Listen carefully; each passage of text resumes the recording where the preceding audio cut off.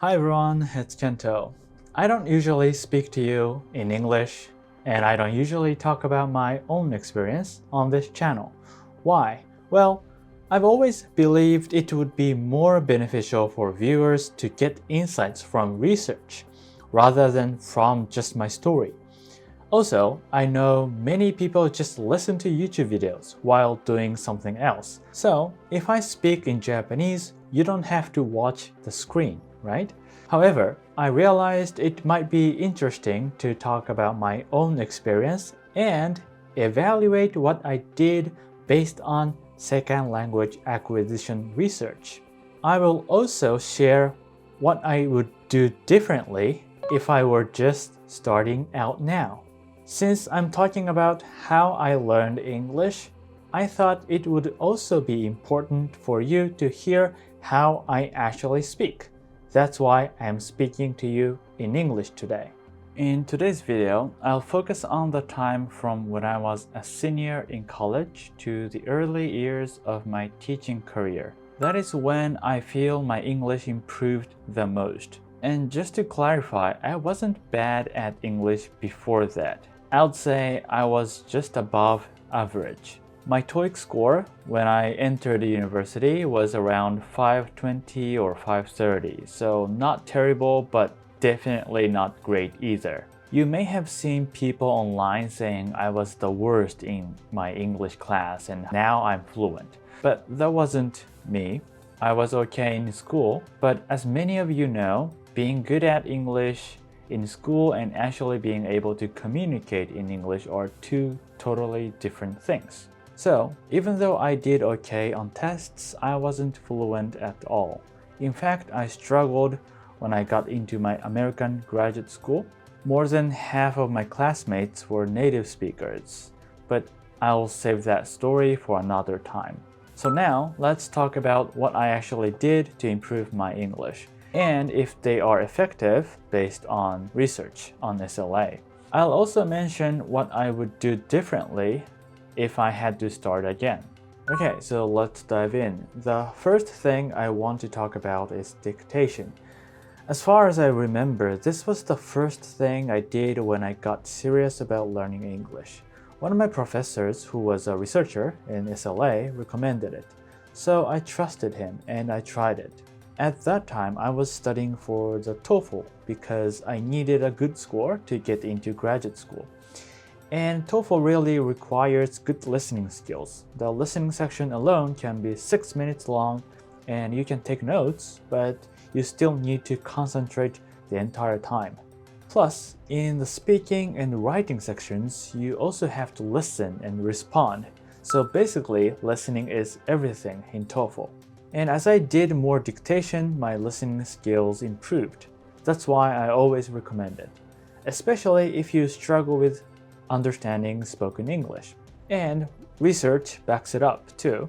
Dictation is known to improve sound recognition skills. That said, if I were doing dictation now, I would choose easier materials. Back then, I used TOEFL Practice Audio, which was way too difficult for me. And here's the problem. If the material is too hard and you don't know the words, it's not your listening skills that are the issue. You just don't know the vocabulary. So, researchers suggest using materials where you understand about almost 100% of the content. Actually, I'm planning to make another video for dictation in the future. Okay, number 2, playing videos while sleeping.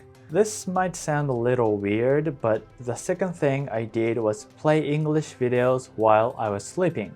At night, I'd put on my favorite movie or show, like Ocean's 11, and let it play all night. There are some videos on YouTube that say learn English while you sleep, but honestly, I don't think that's scientifically proven. Still, I remember hearing phrases right before I fell asleep and right after I woke up. So maybe in terms of timing, it wasn't completely useless, but nowadays I wouldn't recommend it. Sleep is super important, especially for memory and learning. And this habit probably messed up my sleeping quality. And there are better ways to get input. which I will talk about next. Number 3, podcasts anytime, anywhere. So when I lived alone, I listened to podcasts all the time while doing chores, grocery shopping, walking to the station, even while taking a bath. I even bought a waterproof speaker just for that. And if you can, I highly recommend doing the same. The amount of input you get matters a lot, but the content also matters. I think it should be something you understand and something you are genuinely interested in. I tried listening to the news, but I couldn't make it a habit. Later, I realized it's because I don't even watch the news in Japanese, so it makes sense that I didn't enjoy it in English. If I were starting over, I would definitely pick something interesting and easier to understand. That's the key, interesting and level appropriate. Number 4, watching TV shows and movies. Next thing is related to what I just talked about, and it's TV shows and movies. When I ate meals alone, I always watched something in English, usually shows like Friends. At that time, there wasn't Netflix, well, at least I didn't know its existence, so I used to rent DVDs. Old school, right? Looking back, I think I was creating my own immersion environment. Watching those shows gave me tons of input, and I think it helped my English a lot, especially conversational English. But for beginners, shows can be too difficult, so I recommend thinking of them as a fun supplement, not your main study material. Also, I don't think it's necessary to take notes or study scripts unless you really want to. Just enjoy the content and try to understand the overall meaning. That's enough. If I could do it again, I wouldn't change much, except I'd probably watch more YouTube during downtime.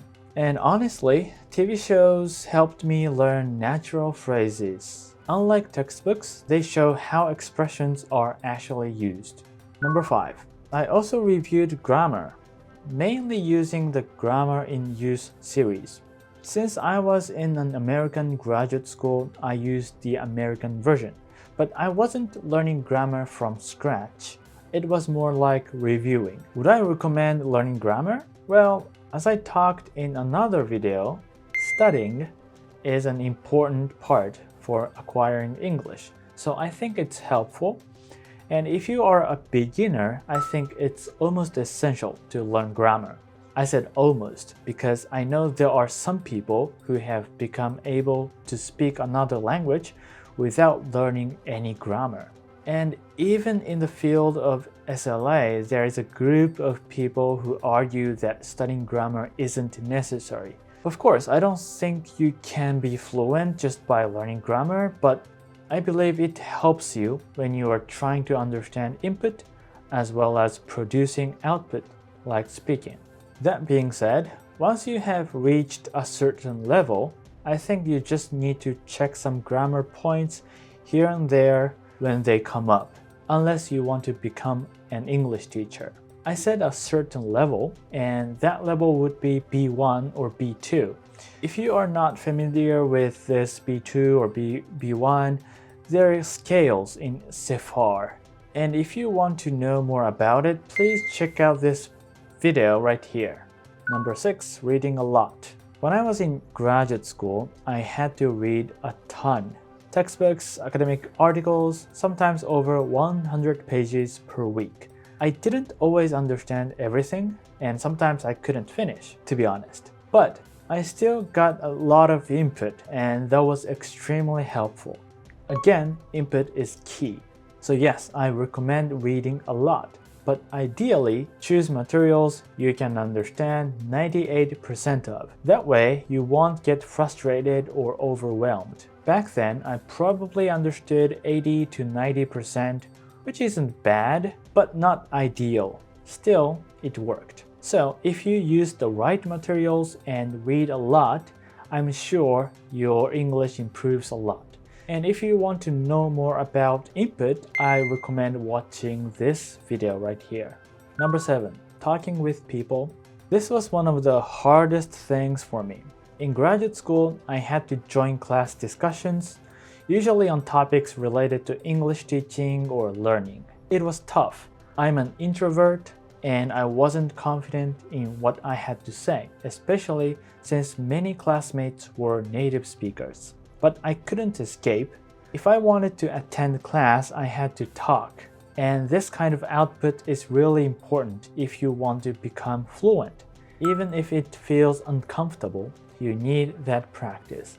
If I could go back, I would prepare what I wanted to say in advance. Maybe practice by talking to myself. I didn't do that at that time, but I think it's a good method to organize your thoughts and get more speaking practice. If you want to know more about effective ways to do output, please check out this video right here. Number 8. Learning how to say things. This one is hard to explain, but when you start speaking, you realize how many small questions you have, like how to politely ask for something or which phrase sounds more natural. Some of those are grammar issues, but others go beyond that. That's where I found the book Practical English Usage really helpful. This book explains so many things that learners of English would face when learning English or trying to speak it. Let me give you an example. So here, there is an explanation of when to use past tense for politeness. When I stuck this flag here, I was wondering about some expressions like did you want to, even when it's about now. And this is where I learned how English speakers make a phrase politer or softer by making a distance in terms of time. So in Japanese, we just use certain expressions or change the ending of words to make it politer. But in English, they use a different way. So this book explains such things, and there are so many of them. I didn't read the whole book, but I used it as a reference whenever I had a question, and I still think it's helpful, especially if you want to teach English or if you're curious about small differences in meaning and usage. You can look these things up online, but books like this are more reliable. Number 9. What I still do. These days, I don't really study English anymore, but I still do a lot in English. I watch YouTube videos on topics I enjoy: productivity, language learning, health, video editing, even building muscles. I read articles and research papers. I talk to my students in English, especially when they are intermediate or advanced. Now English is part of my life, so I do things in English. And I think that's the goal, making English a part of your everyday life once you reach a certain level. So these are the 8 things I did to improve my English, along with some final thoughts on what I still do. I hope you found it helpful, and if you have any questions or suggestions for future videos, feel free to leave a comment. Thanks for watching, and I'll talk to you in the next video. Bye bye.